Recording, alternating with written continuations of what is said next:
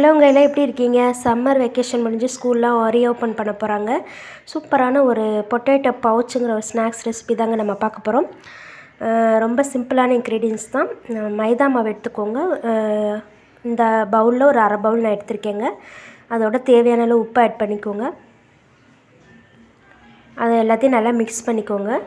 As usual நம்ம சப்பாத்தி மாவு பதத்துக்கு இதை பிசைஞ்சிக்கலாங்க. ஈஸியான குயிக்கான ஸ்நாக்ஸ் ரெசிப்பிங்க. உங்களோட குழந்தைங்களுக்கு வந்து நீங்கள் ஸ்நாக்ஸ் ரெசிப்பியாக ப்ரிப்பேர் பண்ணி தரலாம். ஈவினிங் ப்ரிப்பேர் பண்ணி தரலாம். நீங்கள் ஸ்கூலுக்கும் பண்ணி தரலாம். இது வந்து கருப்பு எள்ளுங்க. ஒரு ஸ்பூன் ஆட் பண்ணியிருக்கேன். அந்த மாவோடு சேர்த்து நல்லா எல்லாத்தையும் பிசைஞ்சுக்கோங்க. ஆயில் சேர்த்து தேவையான அளவு சப்பாத்தி மாவு பதத்துக்கு நம்ம பிசைஞ்சிடலாங்க. இந்த மாதிரி வச்சுக்கோங்க. கொஞ்சம் நேரம் ஊறட்டும். இதை தனியாக எடுத்து வச்சுக்கோங்க. அதுக்கப்புறம் நம்மளோட ஒரு 3 உருளைக்கிழங்கு எடுத்து வேக வச்சு இந்த மாதிரி மசிச்சு வச்சுருக்கேங்க. மிக்சியில் கூட நீங்கள் லைட்டாக ஒரு ஓட்டி இந்த மாதிரி வச்சுக்கலாம். நான் அந்த மாதிரி தான் வச்சுருக்கேன். சில்லி ஃப்ளேக்ஸ் போட்டிருக்கேங்க. ஒரு அரை ஸ்பூன் அளவுக்கு போட்டிருக்கேன். காரத்துக்கு ஏற்ற மாதிரி நீங்கள் போட்டுக்கலாம். இதோட ஒரு கப்பு வந்து சோள மாவு ஆட் பண்ணியிருக்கேன். ஒரு ஸ்பூன் வந்து சோள மாவு ஆட் பண்ணியிருக்கேன். அதை ஆட் பண்ணிக்கோங்க. இது வந்து ஒரு பைண்டிங் கான்டெக்ட் தாங்க இந்த சோள மாவு. நீங்கள் மைதா மாவு இருந்தால் கூட ஆட் பண்ணிக்கலாம். இதில் தேவையான அளவு இஞ்சி பூண்டு ஆட் பண்ணியிருக்கேன். ஒரு அரை ஸ்பூன் அளவு ஆட் பண்ணிக்கோங்க. இதுக்கு வந்து தேவையான அளவு சால்ட்டும் சேர்த்துக்கோங்க. சேர்த்து எல்லாத்தையும் நல்லா மிக்ஸ் பண்ணிக்கோங்க. இது வந்து மிக்ஸ் பண்ணுறப்ப கொஞ்சம் கையில் ஒட்டுங்க. நீங்கள் ஆயில் தடவி வந்து மிக்ஸ் பண்ணிங்கன்னா ஒட்டாமல் அழகாக வரும். அதை ஒரு ஷேப்பாக வந்து ஒரு ரோல் மாதிரி பண்ணி வச்சுக்கோங்க, தனித்தனியாக பிரித்து. இப்போ நீங்கள் கையில் ஆயில் தடவி அதை எடுத்துக்கோங்க. தெரித்து இந்த மாதிரி நீங்கள் வச்சுக்கலாம். நீங்கள் அந்த உருளைக்கிழங்கு இந்த மசாலாலே நீங்கள் தேவையான பச்சை மிளகா, கருவேப்பிலை, கொத்தமல்லி எல்லாம் போட்டுக்கலாம். நான் வந்து இதில் சேர்க்கலை. உங்களுக்கு விருப்பம்னா நீங்கள் சேர்த்துக்கலாம். ஒரு கலர்ஃபுல்லாகவும் இருக்கும். சாட் மசாலா இருந்தால் கூட நீங்கள் சேர்த்துக்கலாங்க. இந்த மாதிரி தாங்க நான் ரோலாக இந்த மாதிரி உருட்டி வச்சுக்க சொல்கிறேன். இந்த மாதிரி பால் மாதிரி சிலிண்டர் ஷேப்பில் உருட்டி வச்சுக்கோங்க. கையில் ஆயில் அப்ளை பண்ணிக்கணும். அப்படி இல்லாட்டி வந்து கையில் ஒட்டுங்க. இந்த மாதிரி நான் எல்லாத்தையும் பண்ணி வச்சுக்கிட்டேங்க. நல்லா வெளியே கிறிஸ்பியாக இருக்குங்க அந்த ஸ்நாக்ஸு. இதோட டொமேட்டோ மைனஸ் சாப்பிட்டா அவ்வளோ டேஸ்ட்டாகவும் அட்டகாசமாக இருந்துச்சுங்க. இப்போ நம்ம மைதா மாவு எடுத்து நல்ல சப்பாத்தி மாவு மாதிரி தேய்ச்சிக்கலாங்க.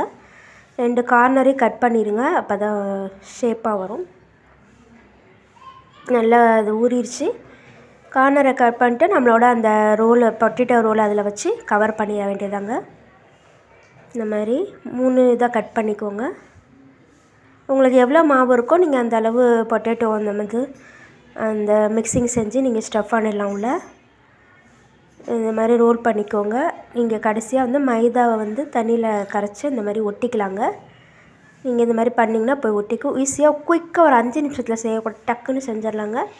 ரொம்ப டைம்லாம் எடுக்காது. நீங்கள் பொட்டேட்டோ வேக வைக்கிற டைம் தான், அந்த மாவு திரட்டுற டைம் தாங்க. சீக்கிரமாக சப்பாத்தி போடுற அளவோட ஈக்குவலாக சீக்கிரம் செஞ்சிடலாம். இதை நல்லா ஒட்டிட்டு நல்லா அடியிலே உள்ளே ப்ரெஸ் பண்ணி விட்ருங்க. அழகாக வந்து ஒரு பவுச் ஷேப்பில் அழகாக வந்துச்சு. உள்ளே நம்மளோட பொட்டேட்டோ இருக்குது. வெளியே வந்து நம்ம பவுச் ரெடி பண்ணிட்டோம். சுற்றி சூப்பராக ஒரு டிசைனாகவும் ஒரு குழந்தைங்க வந்து இது வந்து விரும்பி சாப்பிட்றதுக்கு ஏற்ற மாதிரி இருக்கும். இந்த ஸ்நாக்ஸ் ரெசிபி அழகாக இருந்துச்சு. பார்க்கவும் சாப்பிடவும் டேஸ்ட் அட்டகாசமாக இருந்துச்சு.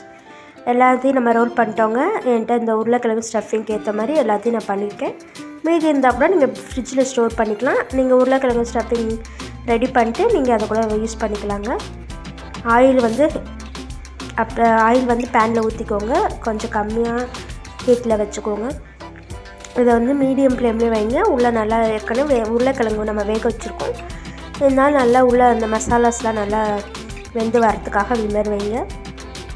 மீடியம் ஃப்ளேம்லேயே வச்சு வேக விடுங்க. வெளியே நல்லா இந்த கிறிஸ்பியாக ஒரு ப்ரௌனிஷ் கலரில் வருங்க. 2 சைடும் நம்ம திருப்பி போட்டு கொடுங்க.